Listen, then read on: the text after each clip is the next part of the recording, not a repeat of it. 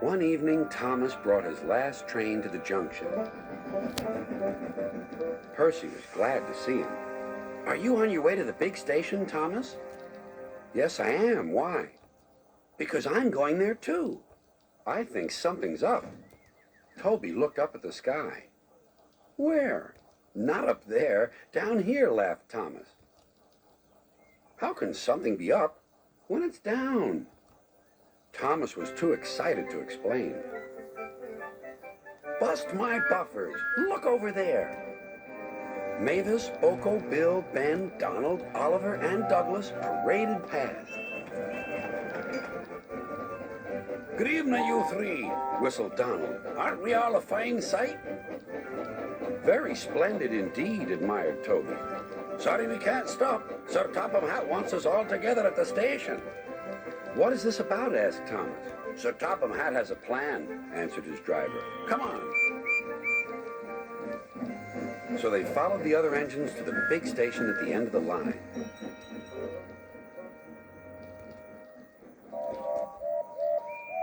"Silence," called Sir Topham Hatt. "I have an important letter to read from a little girl who is 5 years old." "Dear Thomas and all the engines, please can I meet you? My friends say they would like to meet you too. You could come to my house for tea, but my mommy says there aren't any railway tracks to my house. Can you come to the station instead? Thank you very much." "It seems," continued Sir Topham Hatt, "that there are many girls and boys who would like to meet you. Therefore, we are all going to the big city far away." "Hooray! Hooray!" the engines whistled. "Silence! Other engines will be working here while you are away, so please show them what to do." As Annie and Clarabel were going to the big city too, Thomas and Oliver practiced with some other coaches.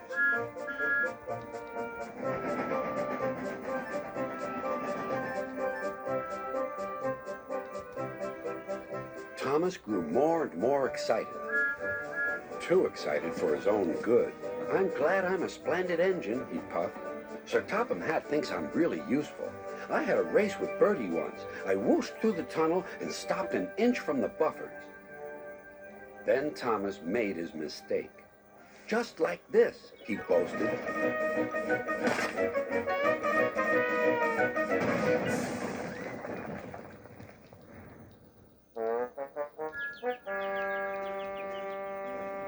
No one was hurt, but Thomas's front was badly bent. They telephoned to Sir Topham Hatt. "I'll send up the workmen," he said. "But if they can't mend Thomas in time, we'll have to go to the big city without him." Poor Thomas. 8 o'clock next morning, the engines waited at the junction. Toby and Percy were each on a truck, and Duck had pushed them into place behind Edward. Gordon, James, and Henry were waiting to lead off. They whistled impatiently. Sir Topham Hatt looked at his watch. "I'll wait 1 more minute for Thomas, then we have to go."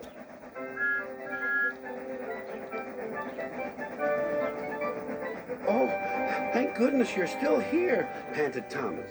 "I hope we're not late, as it's just after 8. The conductor blew his whistle and waved his flag. The engines cheered. "Look out, big city, here we come!" And the cavalcade puffed away.